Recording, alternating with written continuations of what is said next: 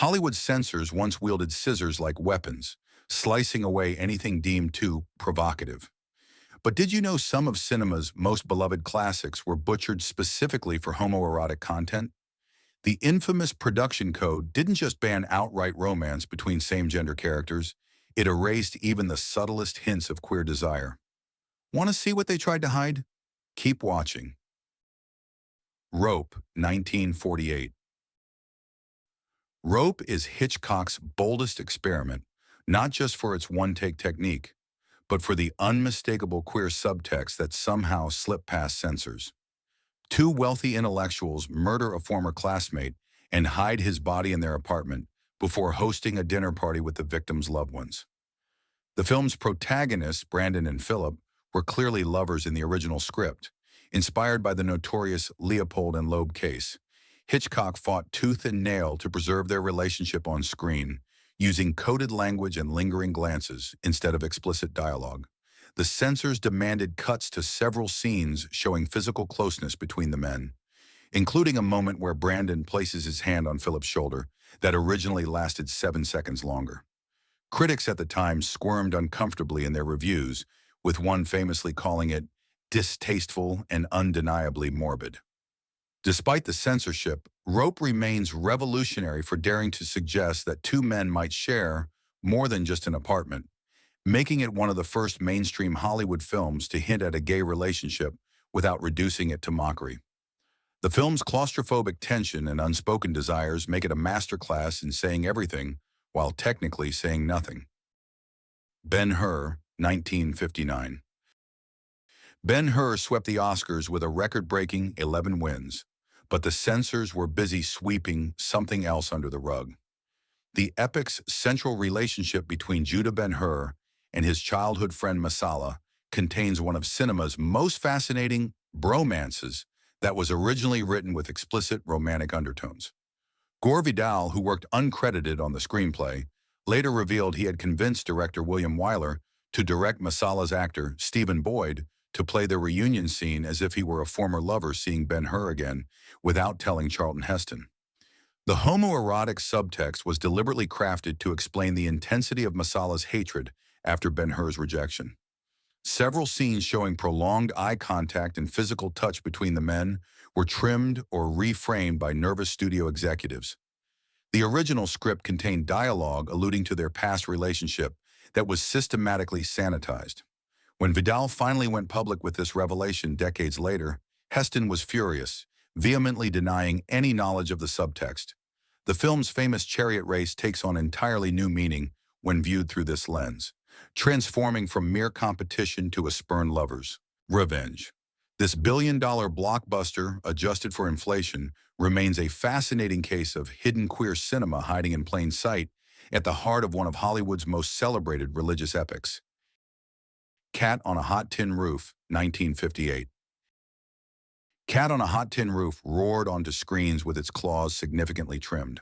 The film adaptation of Tennessee Williams' Pulitzer Prize-winning play features Paul Newman as Brick, a former football star drowning in whiskey and unresolved grief over his friend Skipper's death. The play explicitly revealed that Brick rejected Skipper's romantic confession, leading to his suicide, but the film version completely scrubbed this crucial plot point. MGM executives demanded that director Richard Brooks eliminate all references to homosexuality, transforming a story about repressed desire into a vague tale about friendship gone wrong.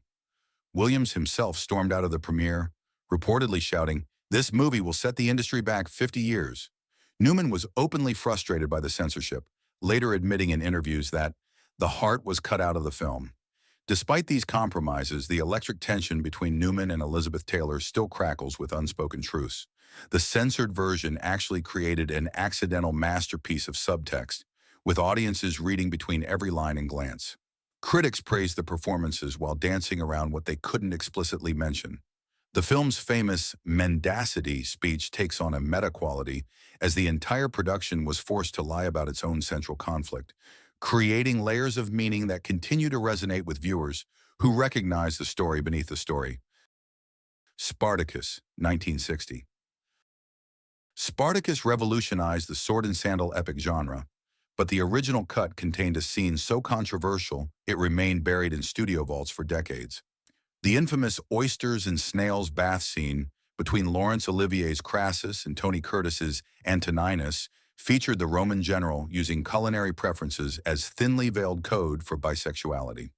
My taste includes both snails and oysters, Crassus purrs, making his interest in his handsome young slave crystal clear. Universal Pictures executives blanched at the scene, demanding director Stanley Kubrick remove it entirely. The cut footage was considered lost until film historian Robert Harris discovered it during restoration efforts in 1991. When finally restored, the audio had deteriorated so badly that Anthony Hopkins had to dub Olivier's lines. Critics in 1960 still picked up on the homoerotic atmosphere that permeated the film despite the cuts, with Bosley Crowther noting the curious undercurrents between certain characters. Kirk Douglas, who produced the film, later expressed regret about allowing the censorship, calling it a terrible mistake.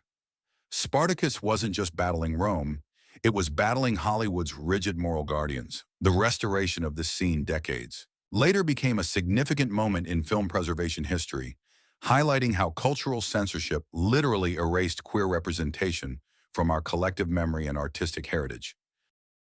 The Children's Hour, 1961.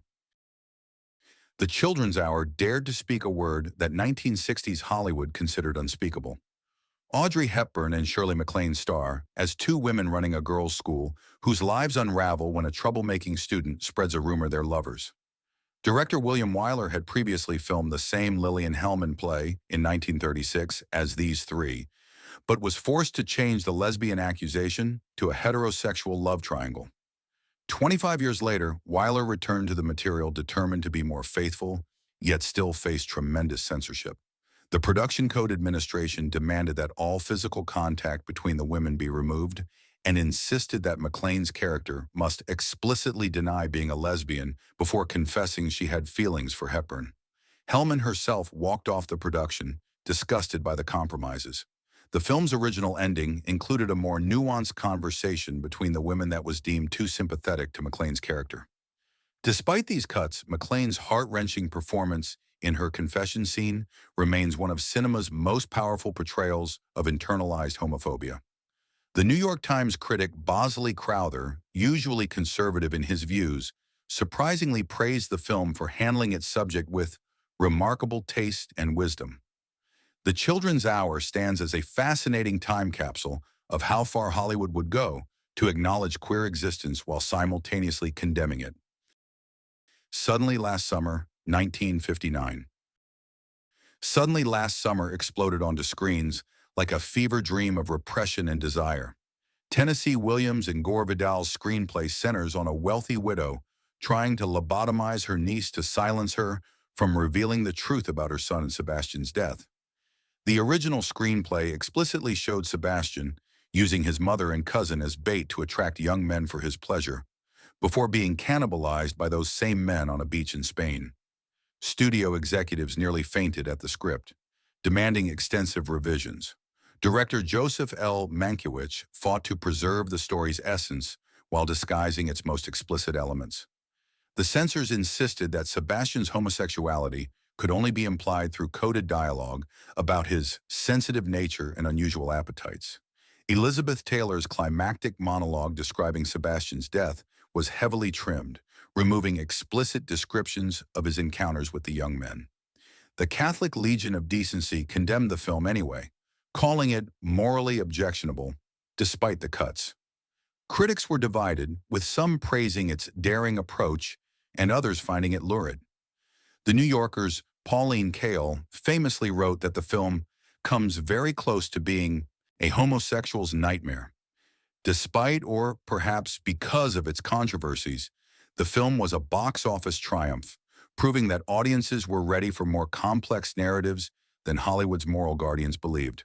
The film's gothic atmosphere and psychological intensity make it a fascinating artifact of an era when queer stories could only be told through horror and tragedy. Red River, 1948. Red River lassoed audiences with its epic Western landscapes, but observant viewers couldn't miss the simmering tension between its leading men. Director Howard Hawks crafted a cattle drive saga starring John Wayne and Montgomery Clift that's practically dripping with homoerotic subtext. The original script contained numerous scenes showing physical affection between the men that were systematically toned down or removed entirely. Most famously, the exchange of gun belts between Clift and John Ireland's character Cherry was meant to be an extended sensual moment that the censors demanded be shortened. Ireland's line, "I've been waiting for somebody to show up who's as good as me," was considered too suggestive, requiring multiple takes to deliver it appropriately. Film historian David Thompson noted the film contains one of the most obviously gay sequences in American film, referring to the gun comparison scene. Hawks later claimed he was completely blindsided by how audiences interpreted certain moments, though his reputation for subtly subverting genre norms suggests otherwise. The film's poster tagline, "The West's Strangest Love Story," takes on entirely new meaning when viewed through a contemporary lens. Wayne reportedly became uncomfortable during filming with Clift, a gay man off-screen, though he later acknowledged his impressive performance. Red River remains a masterclass in how skilled filmmakers could tell queer stories in plain sight, crafting moments of tension and tenderness that spoke volumes to those who knew how to listen. Rebel Without a Cause, 1955.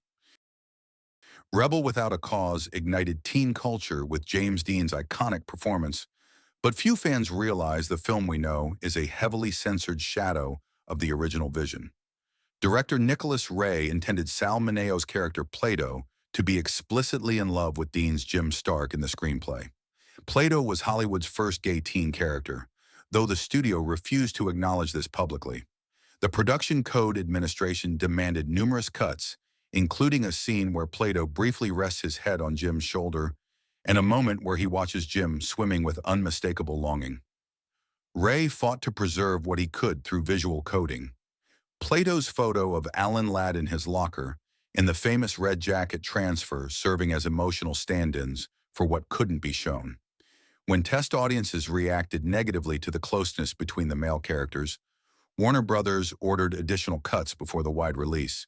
Film critic Vito Russo later called Plato the first gay teenager in American film, noting that his death scene essentially functions as punishment for his condition. Despite the censorship, the chemistry between Dean and Mineo resonated with audiences who recognized themselves in their complex relationship.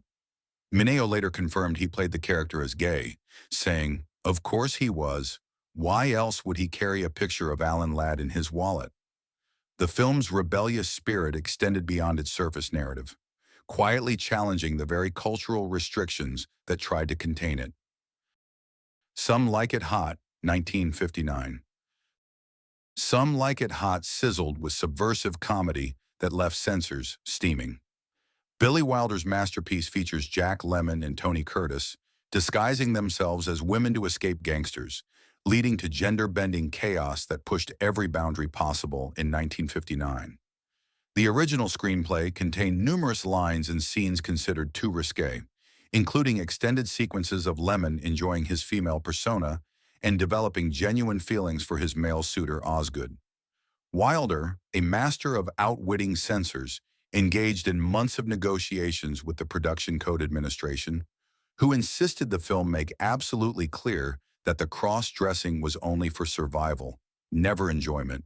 The famous closing line, "Nobody's perfect," replaced a much longer, more progressive conversation about gender and attraction that the studio deemed unacceptable. Kansas banned the film entirely, calling it too disturbing for Kansans, while the Catholic Legion of Decency condemned it as morally objectionable. Despite these reactions, audiences flocked to theaters, making it one of the year's biggest hits. Film historian Robert Osborne noted that the film did more to challenge gender norms than any film of its era. Curtis later revealed that the famous yacht seduction scene was deliberately played to make the audience uncomfortable with their own enjoyment of same-gender flirtation. The film's enduring popularity proves Wilder's genius in crafting a queer-friendly classic that audience, somehow slipping radical ideas past both censors and viewers while everyone was too busy laughing to notice. Gilda, 1946. Gilda dazzled audiences with Rita Hayworth's legendary hair flip performance, but the film's true passion burns in the explosive relationship between two men. The noir classic revolves around an uncomfortable triangle between Hayworth's Gilda, Glenn Ford's Johnny Farrell, and George McCready's Balin Munson, the casino owner who employs Johnny before marrying Gilda. Director Charles Vider crafted a film where the men's intense relationship clearly preceded Gilda's arrival and continues to dominate the narrative. The original script contained far more explicit references to the nature of Johnny and Balin's relationship, including a scene where Balin watches Johnny sleeping. Censors demanded the removal of numerous lines and moments of physical proximity between the men. The film's most notorious line, "Hate is the only emotion that lasts," was originally part of a longer conversation about love between the male characters. Film critic Molly Haskell famously wrote that, "Gilda is the story of a homosexual relationship which is destroyed by the arrival of a woman." Hayworth herself reportedly quipped on set, "I'm the girl these guys don't want to sleep with." The film's famous striptease scene, where Hayworth removes just one glove while singing "Put the Blame on Mame," was originally conceived as a more explicit performance that would distract from what censors might notice about the men's relationship. This noir masterpiece proves how female sensuality was often used as cover for the more transgressive same-gender desire that formed the emotional core of many classic films. Tea and Sympathy, 1956. Tea and Sympathy served up a brave exploration of gender nonconformity that left studio executives reaching for the smelling salts. Adapted from Robert Anderson's Broadway hit, the film stars John Kerr as Tom, a sensitive student mercilessly bullied for being insufficiently masculine, who finds understanding from his housemaster's wife, Deborah Kerr.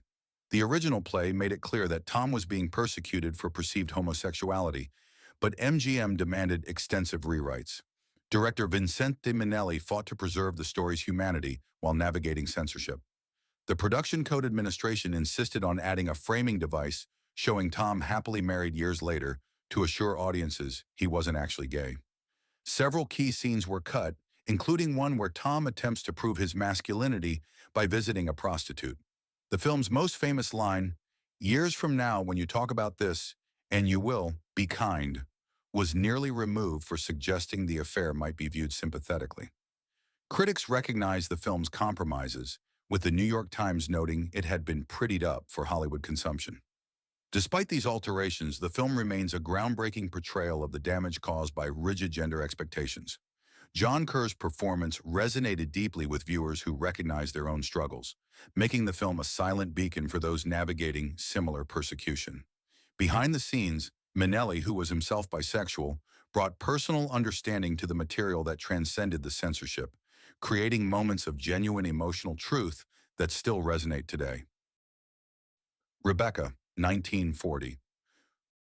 Rebecca haunted audiences as Hitchcock's only Best Picture winner, but Mrs. Danvers terrified studio executives for reasons beyond her chilling presence.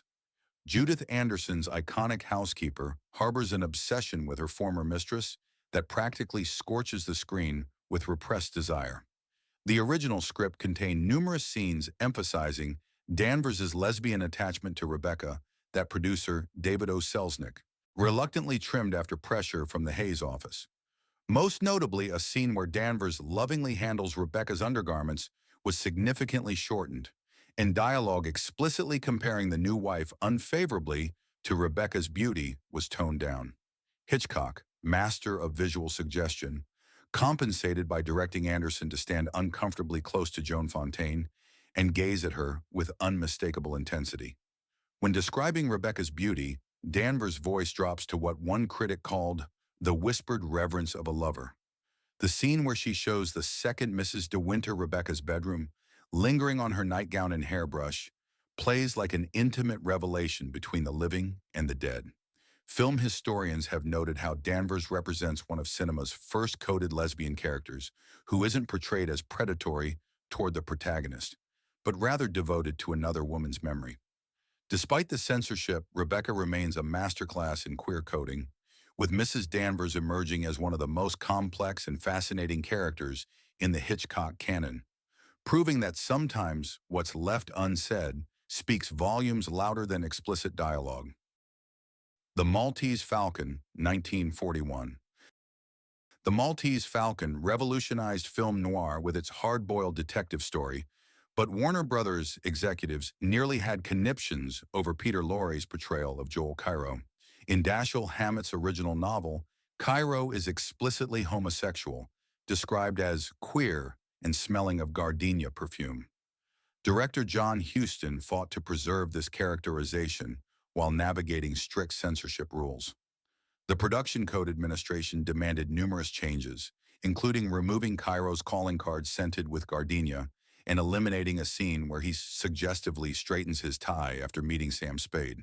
The original script contained more explicit banter between Cairo and Humphrey Bogart's Spade that was systematically sanitized. Lorre ingeniously worked around these limitations, using precise gestures, vocal inflections, and body language to convey what the censored script could not. Critics at the time knew exactly what they were seeing, with one reviewer coyly noting that Cairo was definitely not interested in women. The character became a template for coded gay representation in Hollywood for decades to come.